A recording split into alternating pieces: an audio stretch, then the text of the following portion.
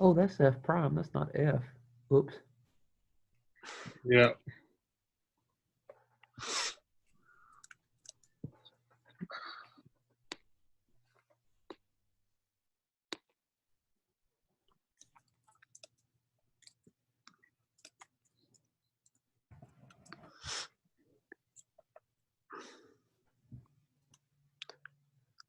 I thought that the BC one was easier than the AB one.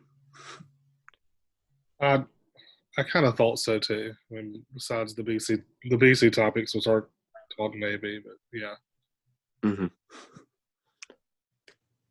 There's one I had to send out. I don't know if I'll send it out. I was working and I was just kind of cursing the writer of it the whole time. Like, really? You did that?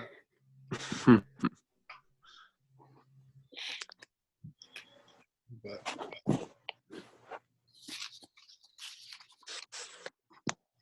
kind of, they're supposed to be formatted similarly to the ones in the past, but as far as having 2 parts and 125-minute and 115-minute, we're kind of all up in the air exactly how that's going to look.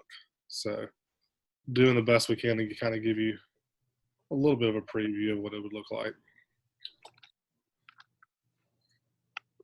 I'm gonna go ahead and start going over it.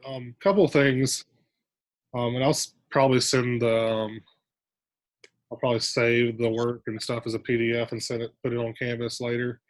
And then if I can figure out how to save and put this video up, I'll put this video up. So if you want to go back and look at it, or somebody who's not here wants to go look at it, they can.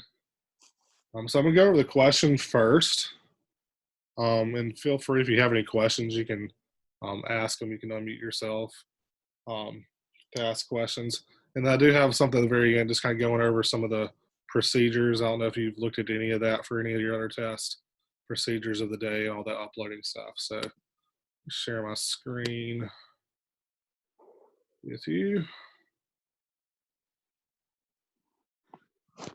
Y'all see my screen that has the problem on there? No. All right. So yeah, we've done kind of some baby free response questions in class and on tests, but this is a full-fledged one and it really hits you hard. So I just want to kind of go over it and show you that, hey, even don't get too discouraged because you can get points in places, even if you don't know how to do everything. So you look at the prompt, you have this graph. Okay, do make sure, as Cameron noted as he was looking at it, that this is the graph of F prime, not F. So make sure you look for all those little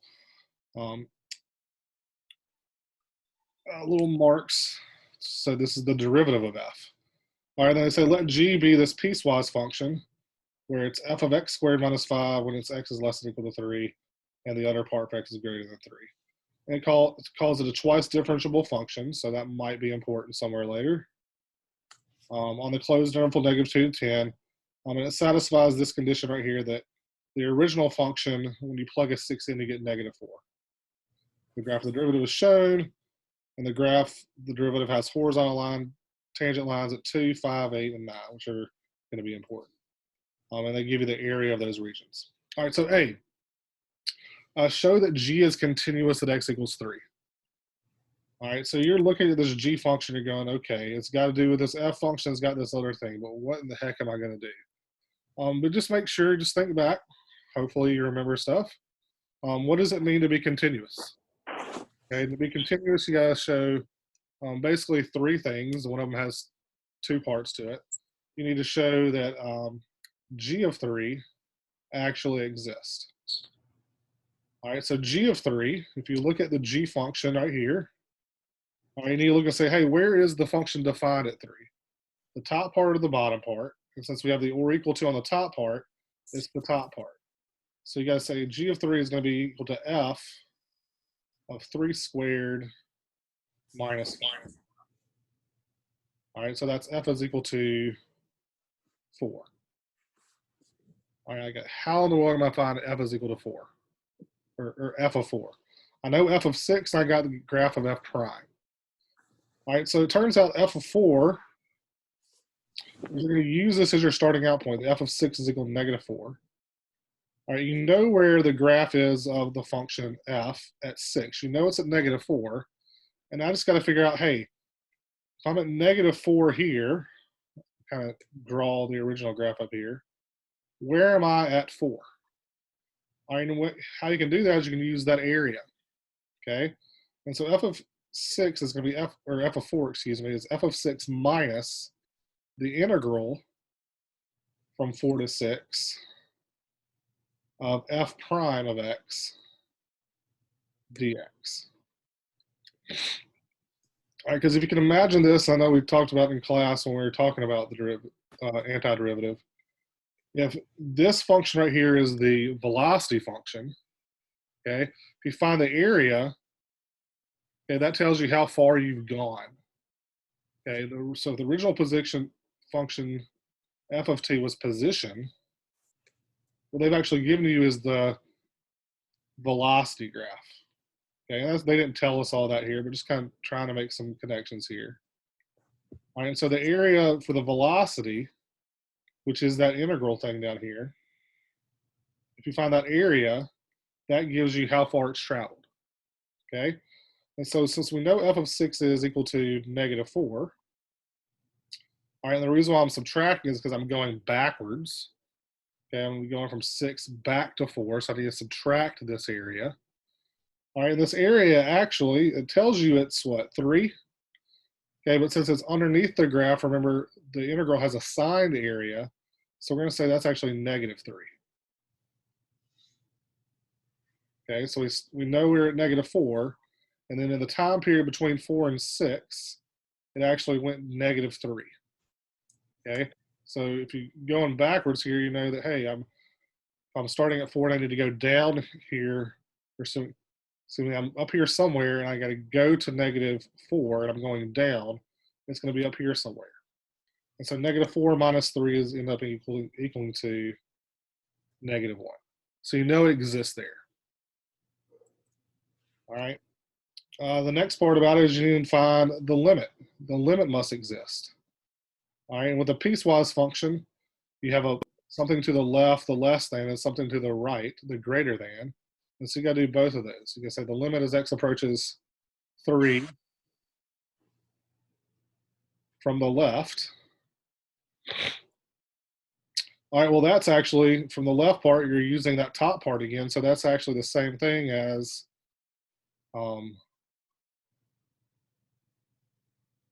f of 4. Okay, because we actually just got through doing that. So you know that's negative 1. All right, and then you got to find the limit as x approaches 3 from the right. And from the right, that's going to be the 5 minus 2x. So 5 minus 2 times 3. And that also gives you negative 1. All right, and so since you know the function exists, the limit exists. So since those two are the same, you know the limit overall exists. I know this is going way back. You know that's negative 1. And since those are the same, you know it is continuous. So you just write down here, since g of 3 is equal to the limit as x approaches 3 of g of x. And you might even throw in for good measure is equal to negative 1. G of x is continuous at x equal 3.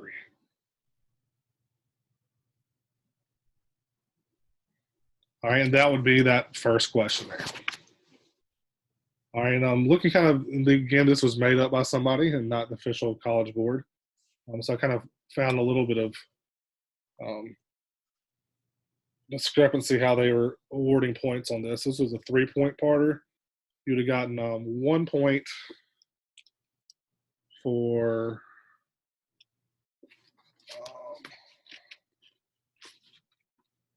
they said they got 1 point for considering a 2-sided limit.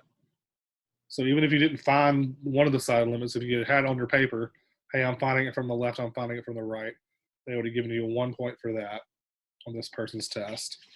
They gave you another point for actually finding f of 4 and using this fundamental theorem of calculus. So you got a point for that. And then you got a point for your conclusion with reason. Mr. Wilbanks, why did you actually have to find f of 4 in the first part? Why couldn't you just say, look, it's on the graph, it exists? Well, you don't have the graph. You have the graph of f prime. I guess you could say. Yeah. And then actually their work, they just showed the. Well, I guess you would have to do it eventually at that second part. Yeah. And so, I mean, if you wanted to do all of this work in the G of 3 to find f of 4, you could have done it here in the left-hand limit. Yeah. But somewhere that you'd want to say that, hey, that's, well, they, on their particular study, they said f of 4 is. You got the point there. So you have to do it at some point.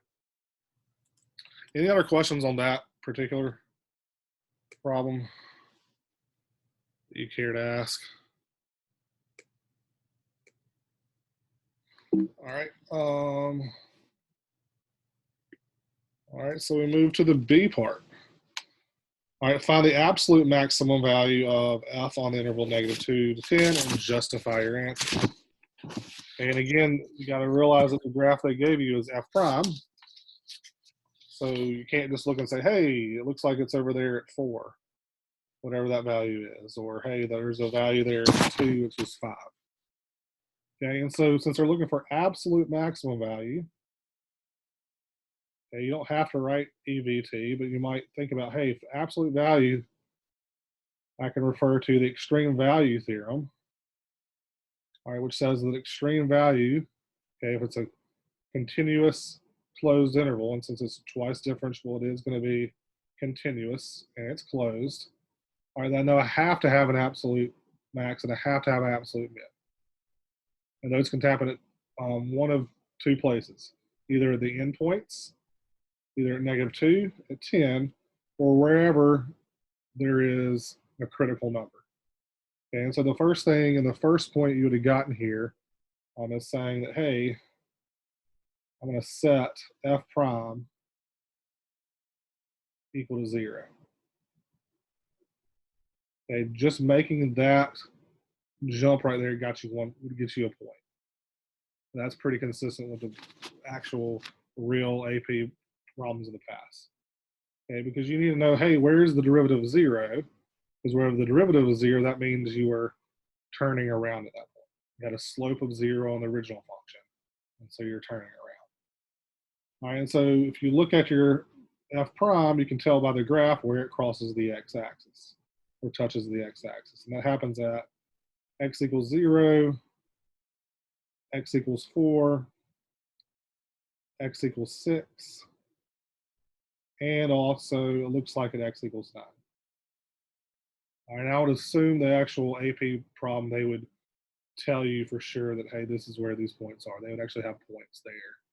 You're not just saying, hey, that looks like it's, well, actually, it does tell you there. All right. Now, you actually don't even have to write all of those. All right, because if you notice at 0, the derivative is going from negative to positive. And so if it's going from negative to positive, that means you're actually going down and then up. So that's actually a minimum there. Might be a relative min. All right, at 4, you're going from positive to negative, so that's going to be a one I want to look for. All right, at 6, it's going from negative to positive, so you really don't even have to look at that one. You could if you wanted to. All right, and then at 9, you're positive and you're going positive again. Okay, so you really don't even have to look for that one. Okay, but again, I think when I first worked the problem, I actually found all of those. All right, so once you find those values, 0, 4, 6, and 9, really just the 4 is the only one you need to really work at. All right, you just got to find what are those values. Okay, so you start off with the endpoint, put your critical numbers in there. You might write CN or critical numbers there.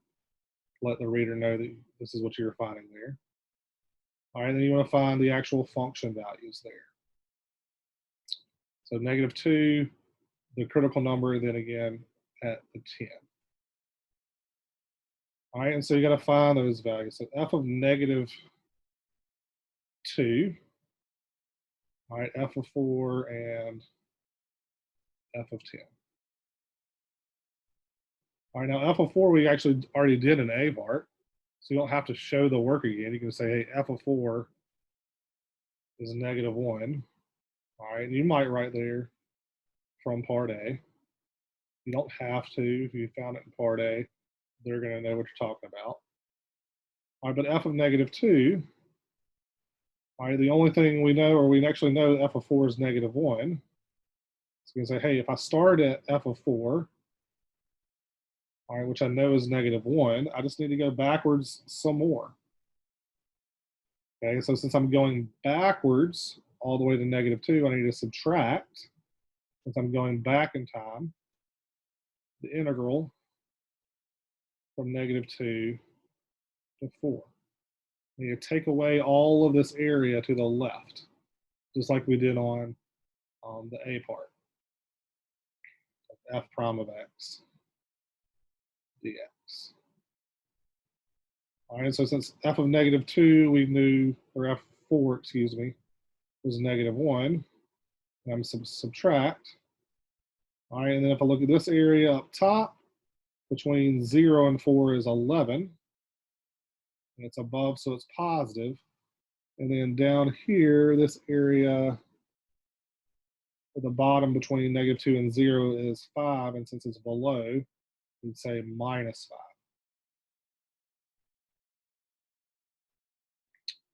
All right, and then we put all that together. 11 minus 5 is 6, so -1 minus 6 ends up being -7. All right, so we know that's not our maximum.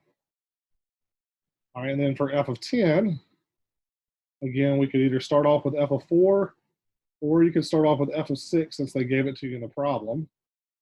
You say, hey, what is f of 6 plus this time, since we're going to the right? Okay, so we're going to add this volume to it. All right, and we go for the integral from 6 to 10 of that derivative function. All right, and since f of 6 was -4, I'm going to add to that the volume from 6 to 10. And if I look at my graph, from 6 to 9, I was 7, and from 9 to 10, I was 4. So 7 plus 4, which is 11. So that ends up adding all the way together to give me 7. And so the absolute maximum value is, hey, which one's biggest? And so if you have that work shown, then you say the absolute max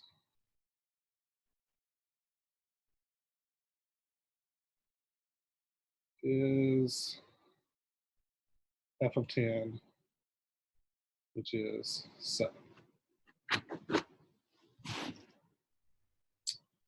All right, now the 3 points they had on this one, again, might not be what College Board actually does, is they gave you a point for realizing that you need to find the critical numbers. So just saying f prime of x is equal to 0, that gets you a point. You got a point for somehow identifying that 4 was a number I need to look at. Okay, again, you would not get counted off if you use 0, 6, and 9. You just would cause more work for yourself. And then, so that gave you a point. And then you got a point for your answer with reasoning.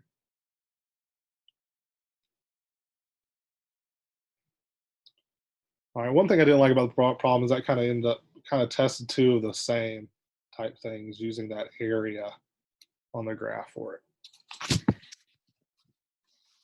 All right, looking at C. A, B, I'm trying to remember if I ever got back around to L'Hopital's rule with y'all. Do y'all remember L'Hopital's rule at all? I know I did for BC. No, we didn't do that. Okay. I'll try to find a lesson there on the Khan Academy to throw up there. But basically what L'Hopital's rule is if you have a limit where both the top and the bottom are 0, okay, so if the limit as x approaches a number, and you have a top and a bottom,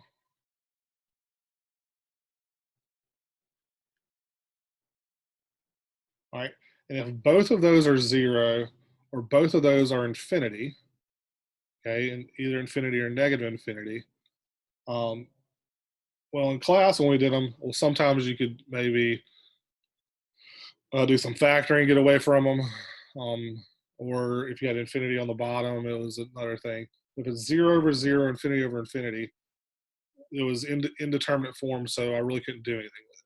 Well, what L'Hopital found out is, hey, if that's the case where both the limit of the top,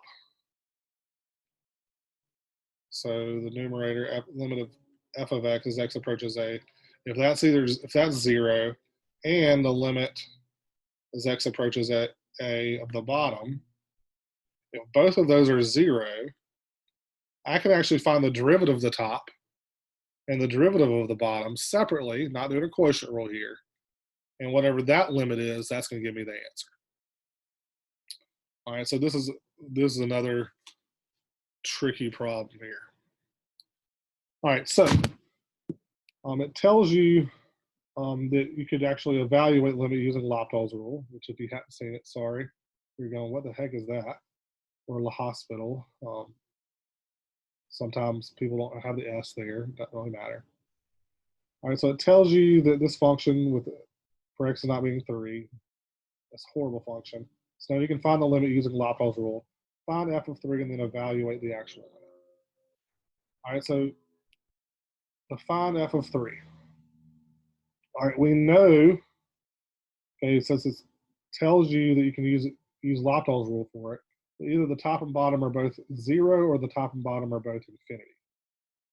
All right, and you can actually tell it's going to be 0 because of the top is an area function.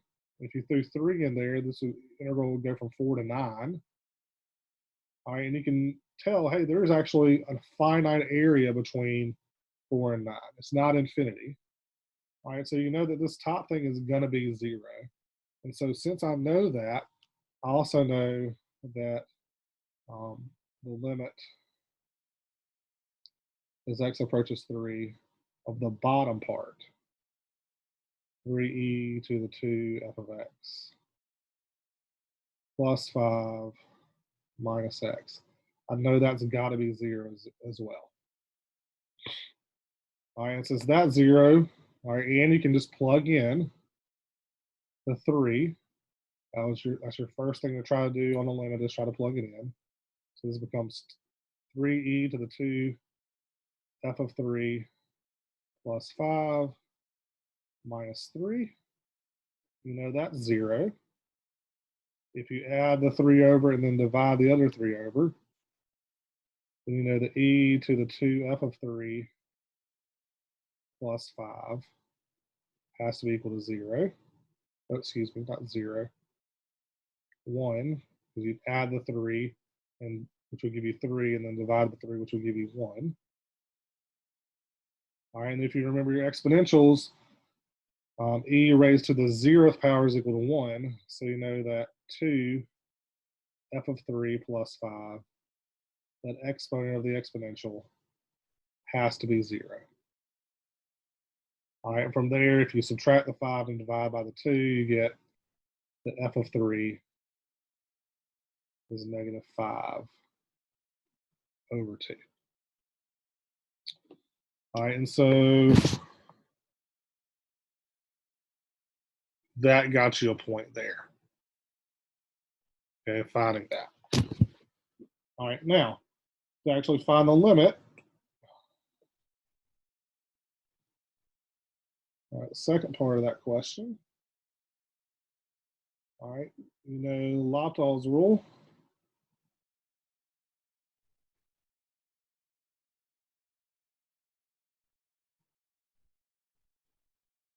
would tell you that the limit as x approaches 3 of that horrible function k of x is the same thing as the limit as x approaches 3 of the derivative of the top and the derivative of the bottom.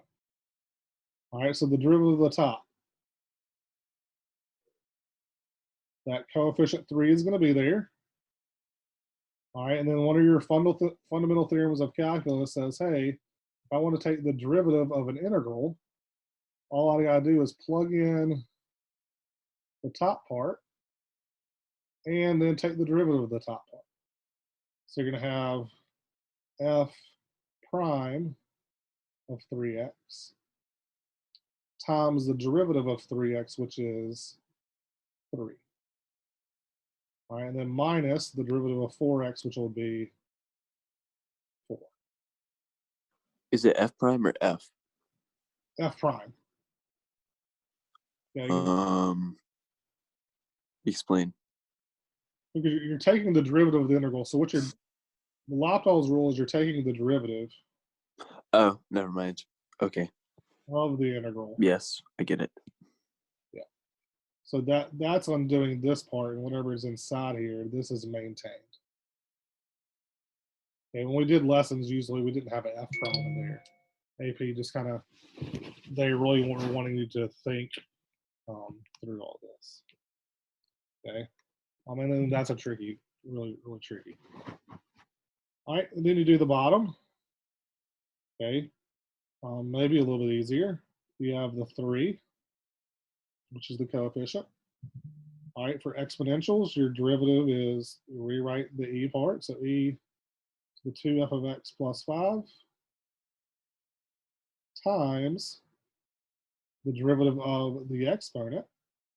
All right, so the derivative of 2f of x would be 2f prime of x. And then minus the derivative of x, so minus 1. All right, and their grading system, they gave you a point for doing this chain rule correctly. They trying to get you some points there. All right, and so then now you can just plug the 3 in. So you get 3 f prime of 9 times 3. If you want to go ahead and say that's 9 f prime of 9, that's fine. Minus 4 over 3e to the 2 times f of 3 plus 5 times 2 f prime of 3 minus 1. All right, and then some of these values you're going to find from the graph. So f prime of 9, all right, that's going back into your graph because that's the graph of f prime. You know that's 0.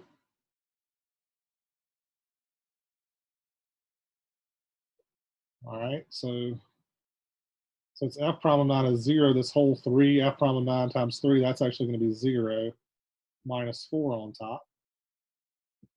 All right, and then on bottom, okay, you already knew that this 2f of 3 plus 5 part was 0 because we did in part A.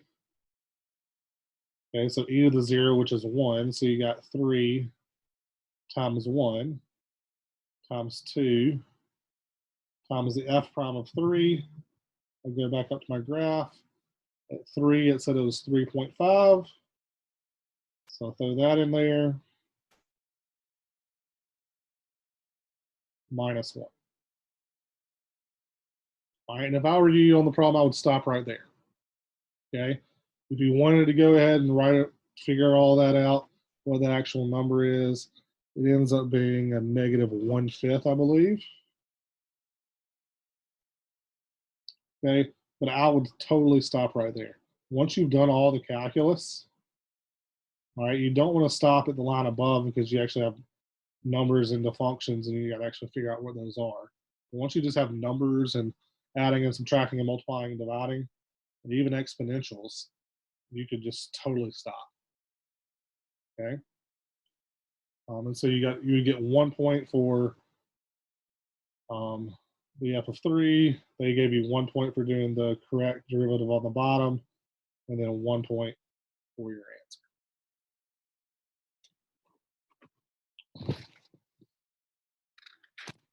All right, the D part. So much fun here, I know. All right, they introduced even another function, h of x. And I know that the derivative of that function, dy dx, is f prime times 3y minus 1. Find d2y dx2, so the second derivative, and use this expression to determine if the graph is concave up or concave down. All right, so if you see this dy dx, and especially the d2 dy dx2, and you have x's and y's, you know this is going to be an implicit differentiation problem. All right, so since they gave me the dy dx, I can find the d2 y dx2 by doing implicit differentiation. So if you look up here, you got f prime of 2x, and you got 3y minus 1, and they're multiplied together, so it's going to be a product rule. All right, and if you apply the product rule, you're going to get a point. So the derivative of f prime of 2x, that's actually a chain rule. The derivative of f prime is going to be f double prime, because you're going down a derivative. All right, but then you also need to take the derivative of the 2x, which would be 2. And then multiply that by, leave the 3y minus 1 alone, plus leave the f prime of 2x alone, and then find the derivative of 3y minus 1. The derivative of 3y is 3. And since we're taking the derivative of y, we also need to put dy dx. Okay, so applying that, they actually somehow got 2 points out of that whole part. Not exactly sure how the points would actually be divided. All right, so that gave you a point for using the product rule and actually finding it. All right, and then we actually want to find out what happens at h of 1 is equal to 2. All right, and so that the 1 is your x value and the 2 is your y value. So we need to plug those in. We have this dy dx over here. So what I did is I went over to the side or right below and said, all right, well, dy dx, the original derivative at the 0.12. So just having that dy dx, a vertical line, and down at the bottom, the 1, 2, shows you're plugging in that 1, 2. All right, if you plug that back in the original dy dx, that's f prime of 2 times 1 is 2, times 3 times 2 minus 1, which is 5. And if you find f prime of 2, that's up on your graph. F prime of 2 is 5. Again, you got to keep in mind, we're actually not looking for the derivative of this graph because this is the f prime. So we're not looking for, hey, it's a slope of 0. We'll do that in a second. And actually, what is that point there? So this ends up being 25. All right, and with that in mind, we get d2 y dx2 at that 0.12. So it's going to be 2 times f double prime, throw in the 1 for x, f double prime of 2, times 3 times 2 minus 1 is 5, plus f prime of 2 times 1, which is 2, times the 3, times the dy dx there, which was 25. All right, then we got to figure out this f double prime, which is kind of freaking us out. So f double prime is just the second derivative, which is actually the derivative of the graph they gave us. So at 2, the second derivative would be actually, hey, what's the slope of that curve that they gave us, which was f prime? What's that slope at 2? And so the f double prime of 2 is 0. All right, I told you tangent lines there at 2, which were horizontal. So we know that's 0. I can get this to scroll down. So this whole part right here becomes 0 plus f prime of 2, which was on our graph. We found it out earlier was 5, times 3 times 25. All right, if you want to multiply that all out, you can. Then, but what that tells us is, hey, the second derivative, that tells me concavity of the original h of x function. And since this is positive, so I'd say, hey, I know that h of x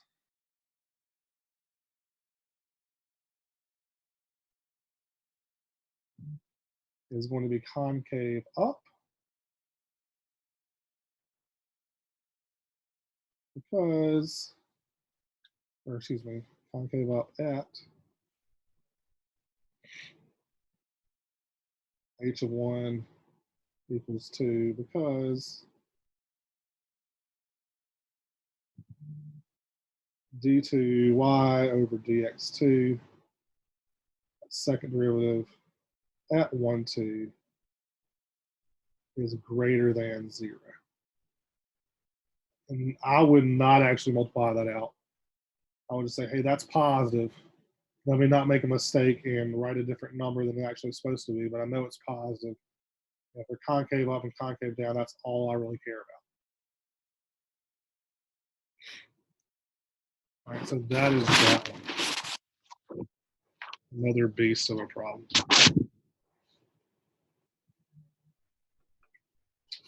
All right, for E, consider the function h of x from the previous problem from -1 to 5. On what interval is the function increasing? All right, and so if the function's increasing, we're looking for where is the derivative greater than 0, or actually technically greater than or equal to 0.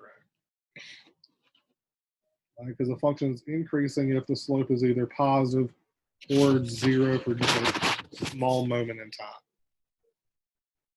All right, so if we go back and look at what h of x was, well, the derivative of it, we need to copy this little part over.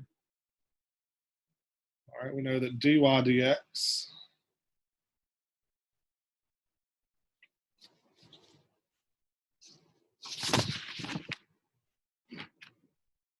is f prime of 2x and times 3y minus 1. All right, and they did tell us there in h, in the d part, that y was always greater than 1/3. All right, and that's important because if y is always greater than 1/3, we know this part right here, the 3y minus 1, is always going to be positive. Okay, so we have a f prime times a positive. So really we need to figure out where is f prime of 2x greater than or equal to 0. All right, well, I know f prime of x, the actual original graph function they gave us, we know that was 0 when x was 0, when x was 4, when x was 6, when his x was 9. All right, and I actually know where it's positive. Okay, I know it's positive between 0 and 4, and from 6 to 9 all the way up to 10. Okay, so on the original for f prime of x, we'd have the interval from 0 to 4, and then from 6 all the way to the end at 10. Okay, but they told us just look from -1 to 5, okay, which is going to catch a lot of people. All right, because hey, let's just look from -1 to 5. So let's start here and then here. All right, but if you look at your actual f prime of 2x, we're looking for f prime of 2x. All right, and so you can kind of think about it. What could I plug in for x that would give me 0? Okay, so let's see how I wrote it out.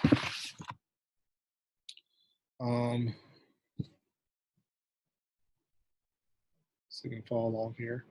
So since f prime of x is greater than or is equal to 0, on 0 to 4, and from 6 to 10, f prime of 2x is going to be greater than 0 on, you just got to figure out, hey, what would I plug in for x to make it 0? Well, that would be 0. What would I plug in to x to make it 4? That'd be 2, because 2 times 2 is 4. Well, what can I plug in for x to make it 6? That would be 3. And what would I plug in for x to make it 10, which would be 5? And so that gets us back on the actual interval they asked for. Okay, so since that's positive on those intervals, and 3y minus 1 is greater than or equals 0, or greater than 0, because they told us right there.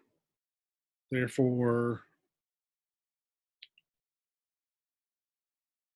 h prime of x is greater than 0, and h of x is increasing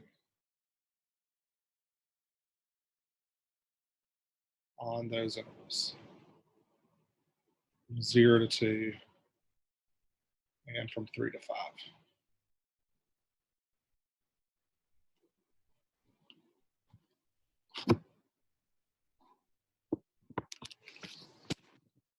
Again, that, especially this first question, was really, really rough. All right, and finally for this one, F, a little bit more straightforward if you know what you're doing. Consider differential equation in part D. Use separation of variables to find general solution of the form natural log of, you see it all there. All right, so again, we're using dy dx is equal to f prime of 2x times 3y minus 1.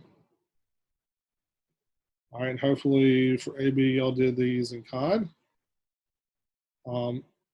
Separation of variables, we want to get all the y's on one side, all the x's on the other. So you can divide the 3y minus 1 to the left-hand side. You get 1 over 3y minus 1 times dy. And you're going to multiply the dx to the other side. So f prime of 2x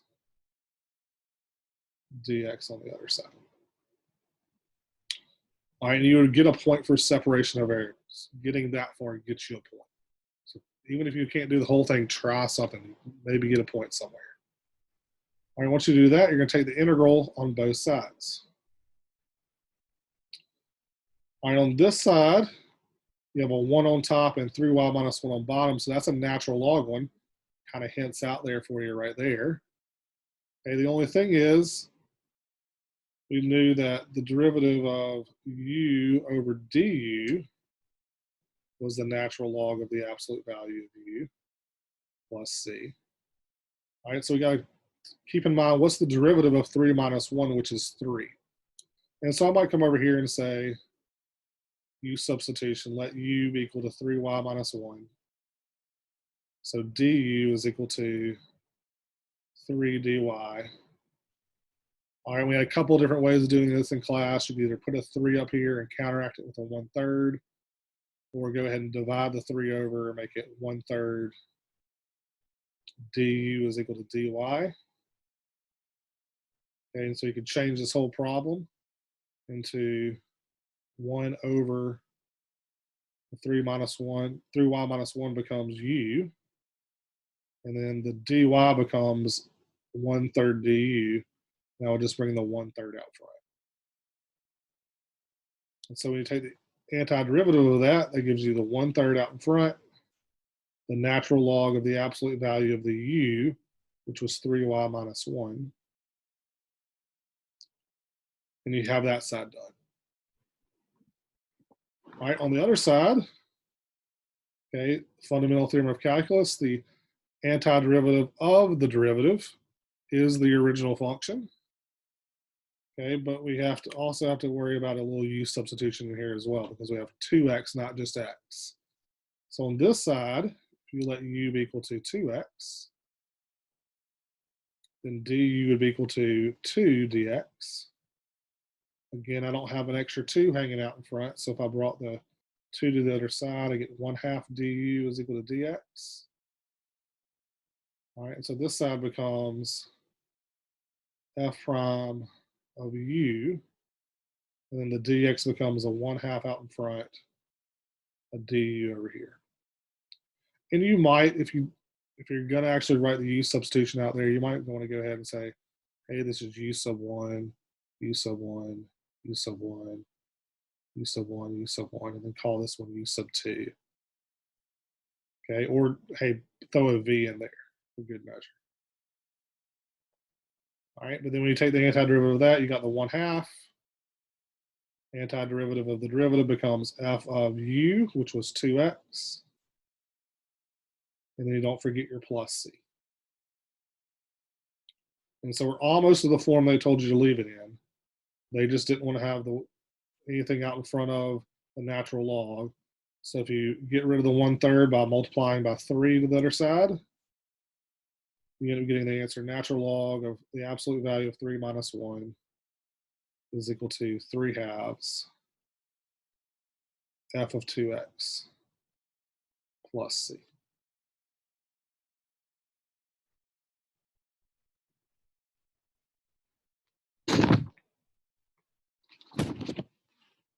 I really think that's probably a little bit more, the whole 2x in here is probably a little bit more than they'd actually throw there on the AP test, as far as I've seen in the past.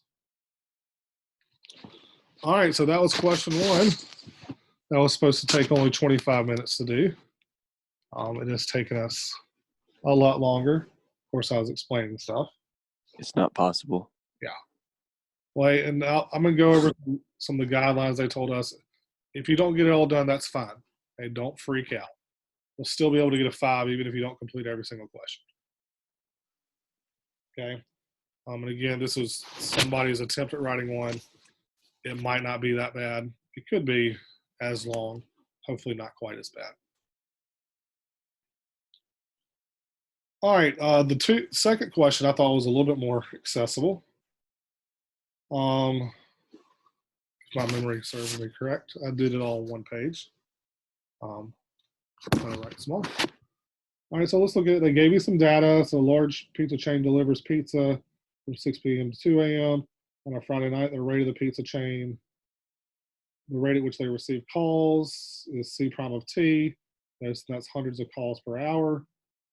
And T is measured from starting at 6 p.m. as 0 equals 0 all the way until 8 hours. And they give you selected values. A, use the data in the table to approximate C double prime of 7. Use correct units and interpret the meaning of C double prime of 7 in the context of the problem. All right, so to find the second derivative, which is just the derivative of the derivative, if we don't actually have that actual value there, okay, make sure I'm doing this right. Yeah, C double prime is 7, okay, that's just a slope of the C prime function, okay, which I know it's confusing because all these primes going on, but just think about, hey, this is the original function, so the derivative of that would be the slope of that. Okay, and since I don't actually have the graph, the best thing I can do is approximate it by saying, hey, what numbers are around 7? Well, that's 6 and 8.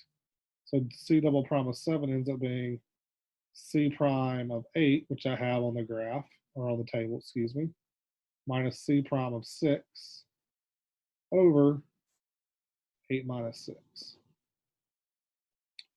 All right, that gives me 0.2 minus 1 over 8 minus 6. Okay, and feel free to stop there if you want to. Okay, but if you want to keep on going, that ends up giving you a negative 0.4. And if you translate that into, since these numbers down here in C prime are actually hundreds of calls per hour, This would be negative 40.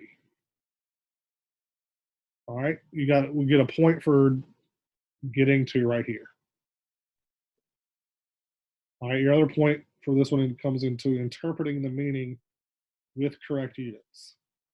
All right, so if what they've given you is the hundreds of calls per hour, if you go another derivative, that's going to be hundreds of calls per hour per hour. Okay, so you might say if it's the negative 0.4, this would be negative 0.4 hundreds of calls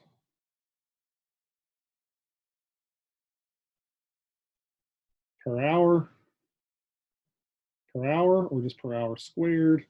Or if you multiplied by the 100 and brought it over negative 40, you get negative 40 calls per hour per hour. Okay, or if you just wanted to write out, this is, you would probably need to write out something. This is the rate at which the rate, because we're taking the rate of a rate. So this is the rate at which the rate of delivery calls is changing.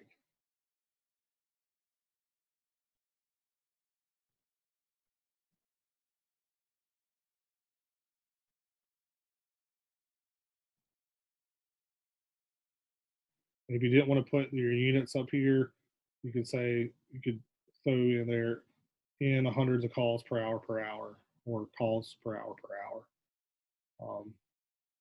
Again, if you stop right here, it would need to be the hundreds of calls per hour.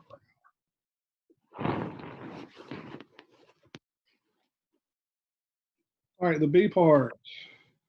Does the data in the table support the conclusion there is a time between 0 and 8 at which the piece of change receives 300 calls per hour?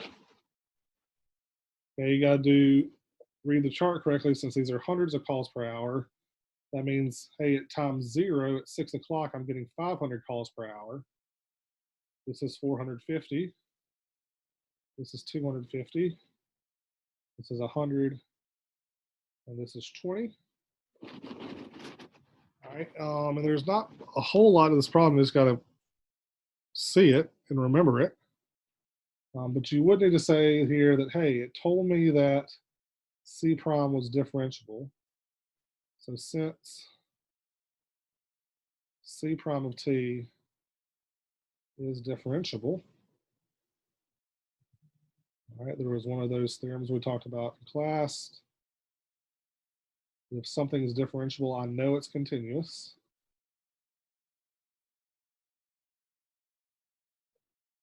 All right, and so what I've seen in the past, you would need to have that there, or that might cost you a point if you don't write that. Okay, because first, if it is continuous, then I have the intermediate value theorem.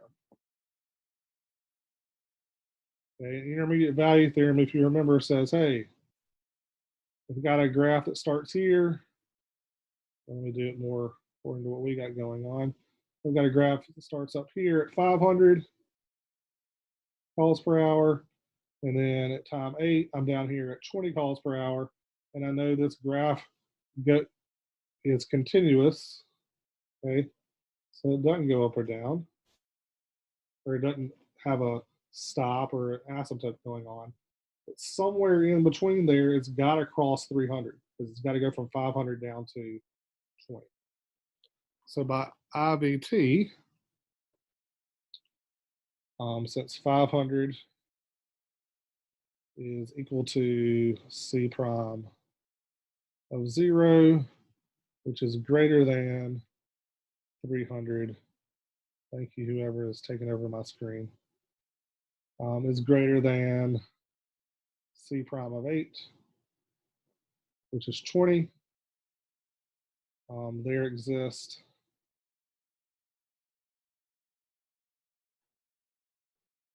a time T in the interval between 0 and 8 such that C prime of T has to be 300.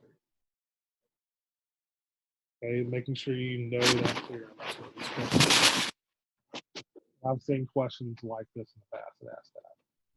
Now you could have gone all the way from 0 to 8, or you can notice that, hey, it's going to happen between 1 and 4. Okay, it could happen elsewhere, but I know it's going to happen at least one time between 1 and 4. Okay, you don't have to tell where it happens because you don't know where it happens, but it happens sometime because of the intermediate value there. All right, C, using correct units to explain the meaning of the definite integral in the context of the problem, and then use the right Riemann sum with 4 subintervals to indicate by the data in the table to approximate. All right, so I think I did the right sum first. Okay, I know I got to that before spring break with everybody. All right, so if you do a right Riemann sum, okay, we're going to use the 4 subintervals, so from 0 to 1, from 1 to 4, from 4 to 6, and from 6 to 8. Okay, I'm just going to draw a graph here. You don't have to draw a graph on your paper. Okay, I know at 0, I'm at 500. At 1, I'm at 450.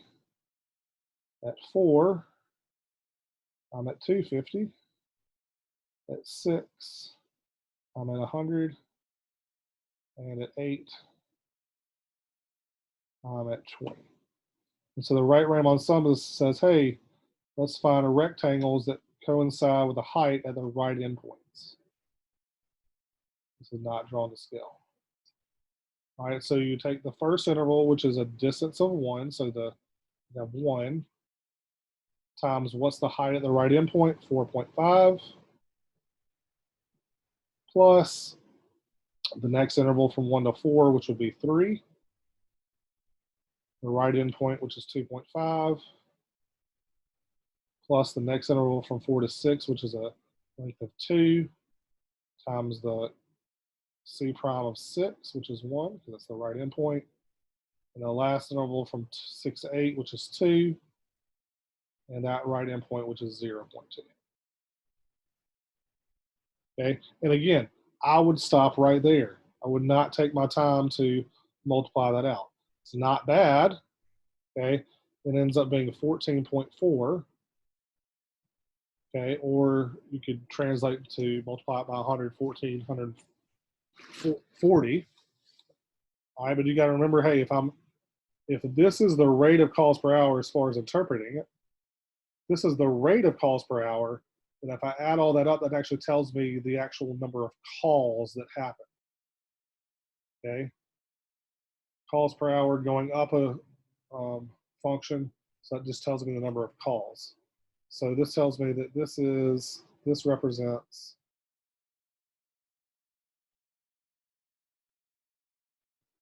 all right, if you are using the decimals that they have in the table, this represents the hundreds of calls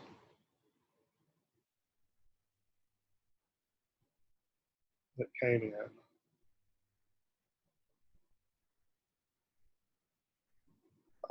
On the interval from 0 to 8. Okay, so between 6 p.m. and 2 a.m., 1,440 calls came in. Okay, you get a point for having the right Riemann sum. You might actually get 2 points for that, and then a point for the interpretation. All right, and then the D part. Total number of calls the pizza chain receives, a delivery, hundreds of calls can be modeled by this function, where X is the number of delivery drivers. So it went from calls per hour to number of delivery drivers. It says when there are 60 drivers, the number of drivers is decreasing, that's important, at a rate of 7/24. And according to this model, what is the rate of change of total delivery calls with respect to time and hundreds of pizza when there are 60 drivers? Okay, so since we have rate, we're trying to find rate. This is a rate of change problem.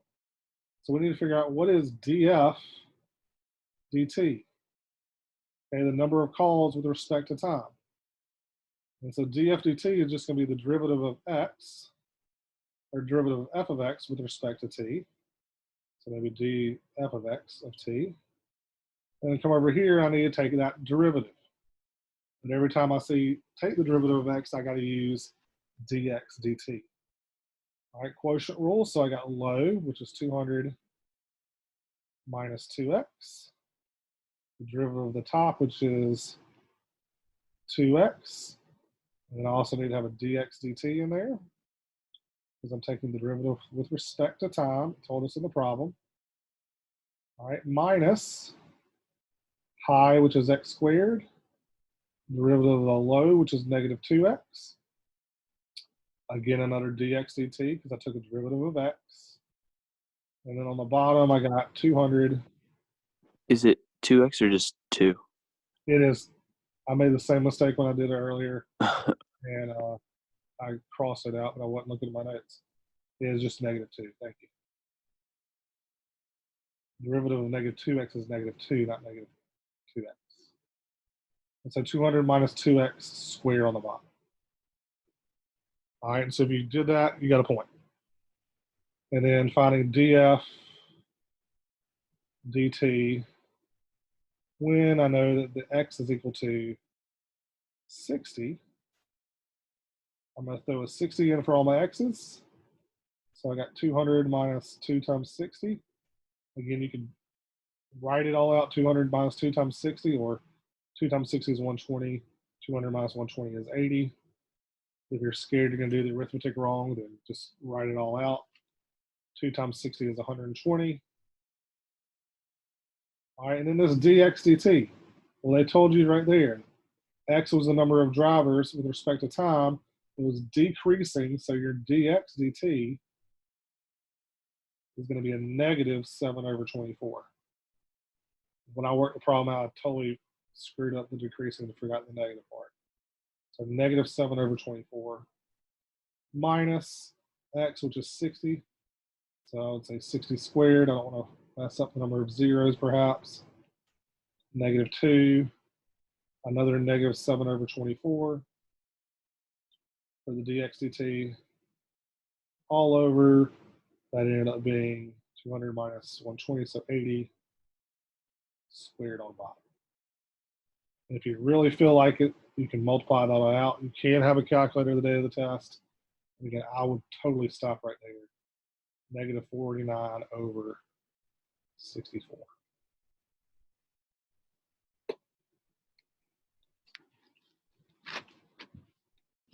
All right, that one was a tough one. Hopefully that second one I handed out was a little bit better.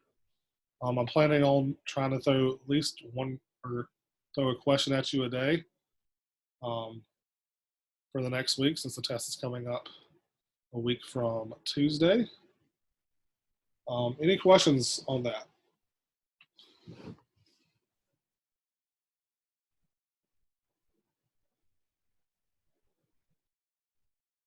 All right, just gonna spend a little bit of time left then going over just kind of some things about the actual testing process, since it's going to be totally new this year. All right, you will need an exam e-ticket. Okay, you can find that. They should send that to your email 2 days before the test. Okay, so on Sunday, May the 10th, you should get that in your email. Okay, that's the email you use to sign up for all your AP stuff. Okay, if you're not getting stuff from AP, from the College Board, you can find that at your My AP, where you sign in perhaps for your My AP classroom. Okay, if you don't have that information, email me. I'll try to figure it out. Get with the counselors, try to figure out that information so you can actually sign into myap.college.collegeboard.org, and you can get that. I'll be there 2 days before the test. Okay, it'll look like this. It's basically, so you'll need that. So you'll need that link.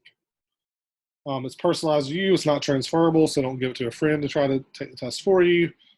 Cannot accept any additional registrations.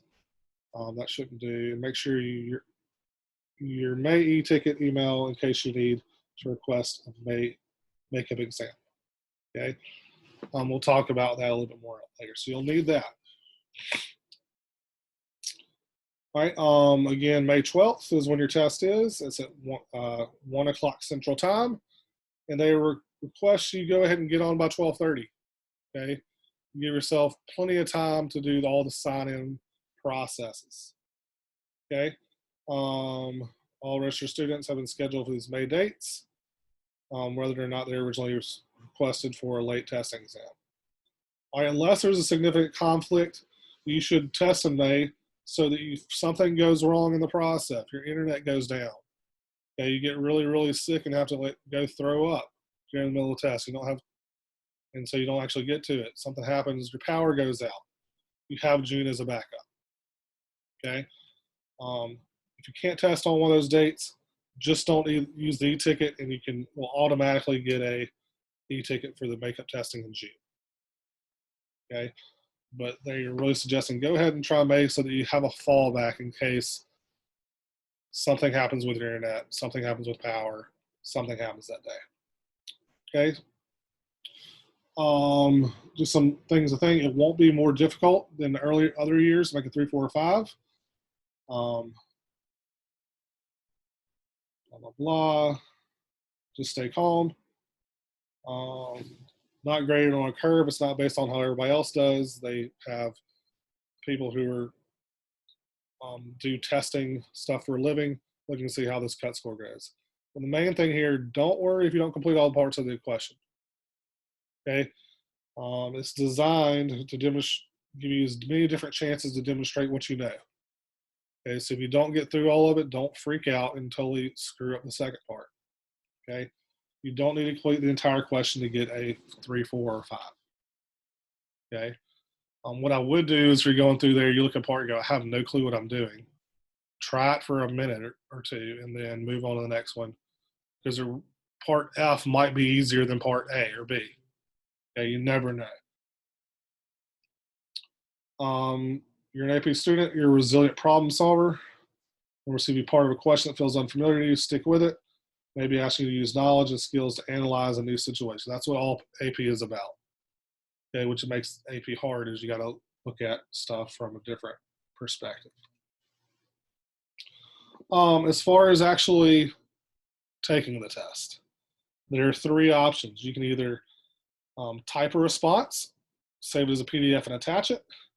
You can type a response, copy it and paste it into a window, or probably for calculus, again, you can do what you want to do, is you can write your response down, take a picture of it with your phone, and send it in that way. Okay, and kind of going over those. Option 1, I'm going to send this document to you so you can see it. You can click and actually type it into Google Docs, Microsoft Word, Notes, or similar application. Don't include images. And you type your AP ID and initials at the top of each response. Okay, regardless of what you're going to do, you need to have your AP ID and initials at the top of each response. When the timer has 5 minutes remaining, copy and paste it, space indicated, and click submit. Okay.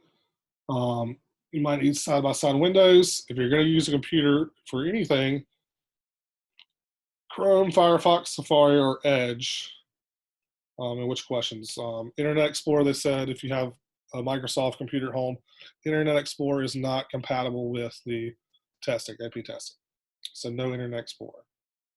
It will display the test questions, the timer, and you use it to paste. Okay, and you might have another window. So one window to look at it, one window to actually type in. Option 2, pretty much exactly the same thing, except instead of copying and pasting, you can save it as a doc, a docx, PDF, text, or ODT. Again,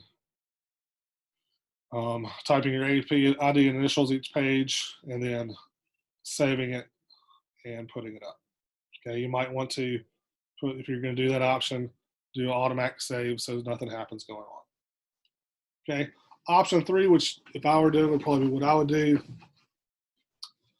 is to handwrite it, take a picture of it, and send it. Okay, now on this page when they were going over it, they were saying, hey, pull it up on your phone, do the whole thing on your phone. I would not do that. Okay. What I would do is get my computer up, have that out there so I can look at it, do my work on a piece of paper. Okay. Take a picture of the your work. Okay. 1 page per photo. Okay. Take a photo in vertical orientation, not landscape. Needs to be clearly written in dark pen or pencil. Again, your APID, your initials, the top of each page. And so take a picture of your phone, save it,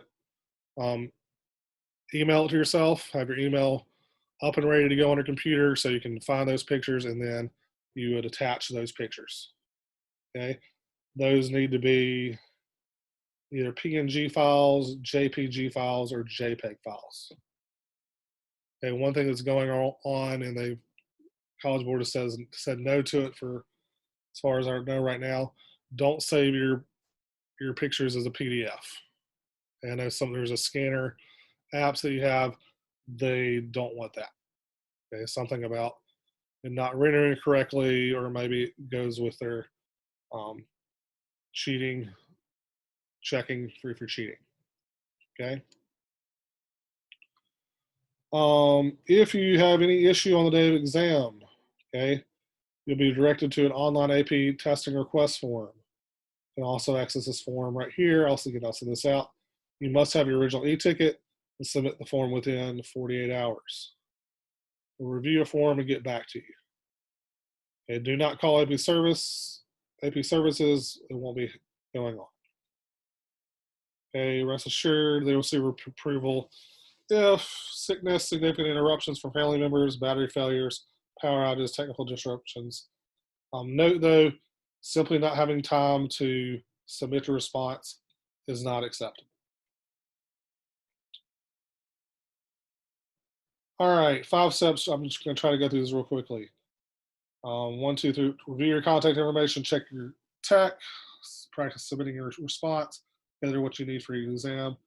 Receive your exam confirmation e-tickets. All right, review your contact information. Make sure you have all that information in. Check your tech. Make sure that everything works on your computer. You have stuff going on there that works out. You don't need a lockdown browser.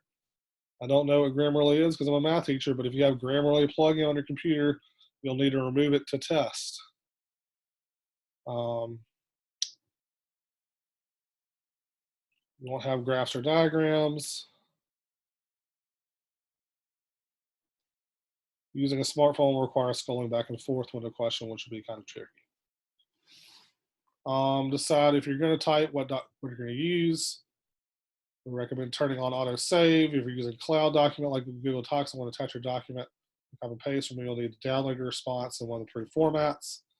For the day of the test, prepare your docs by typing your APID. Okay, that's what I would do. Is I would go ahead the day before, no matter what you're doing, is go ahead and set it up. Write your APID and initials on every single page. You're gonna do handwriting again. You need 8.5 by 11. Okay, it says lined or unlined. Close to it if you don't have 8.5 by 11. If you're in England and you use A4 paper. There's a maximum number of pages per question is 5. Okay, at most you'll need 5 pages for each of those. Each question. Okay, so 5 pages for question 1, 5 pages for question 2. You'll also need to have each page numbered. Okay, so APID, your initials, and page number at the top of each page. Okay, and also when you get to a question, okay, label it, hey, this is where I'm doing A. This is where I'm doing B. This is where I'm doing C, so they know what the heck's going on. You could, if you have a fast printer, you could print the page and actually work it on there if you want to. All right, very important. They said it was going to be up May 4th. I can actually go in and get on. I think you can actually get on now. You can go to cb.org/AP demo and actually practice submitting your responses.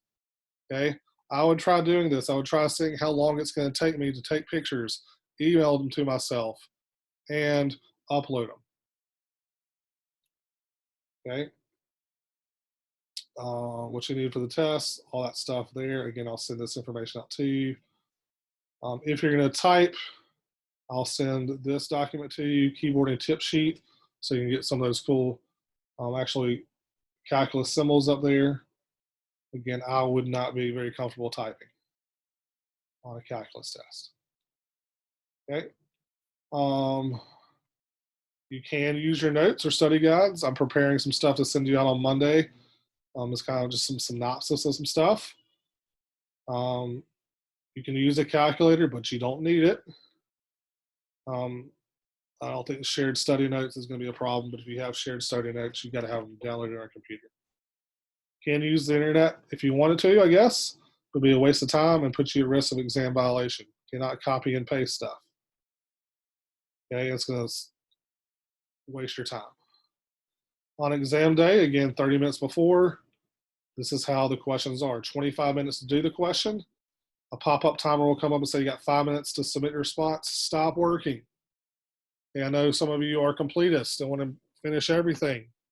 When it says 5 minutes to upload, stop working so you have time to submit your problems.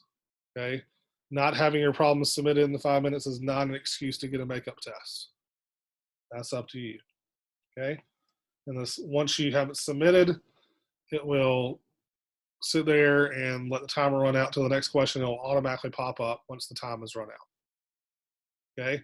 If it's still uploading, when the next question comes on, that's fine. All you have to have is all your stuff put in and hit submit when those 5 minutes are up. And if it's still uploading, that's fine. You can work on question 2 while the actual uploading process is working. Testing environment, yeah, don't let your parents and siblings be bothering you during the time. Make sure you plug in so you don't actually run out of power. If you have limited bandwidth, if your Wi-Fi sucks, okay, turn off that Fortnite, turn off that Netflix. Ask your parents or your siblings to, hey, you can watch that movie or those shows later. Stop watching Ozark or Tiger King and let me take this test. Okay?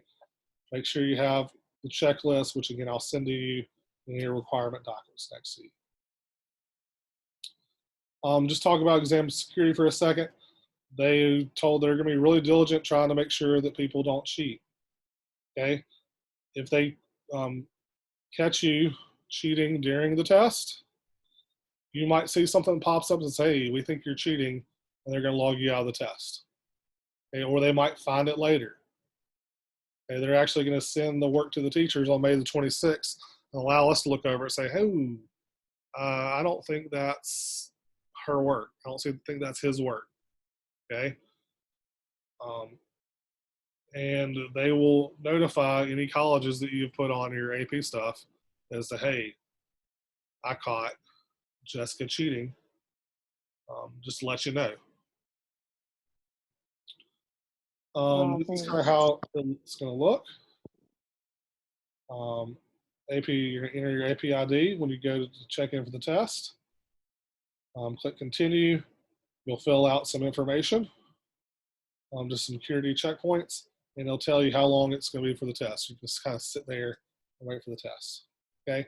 You should not refresh your browser. Don't refresh your browser, click back, or it might kick you out of the test. Okay, so just let it go.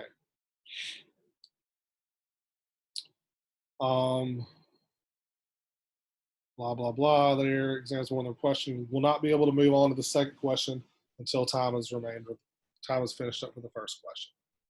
Once you submit a question, you cannot go back. Use letters to organize your response to make sure you're not actually skipping any part. Okay. Yeah.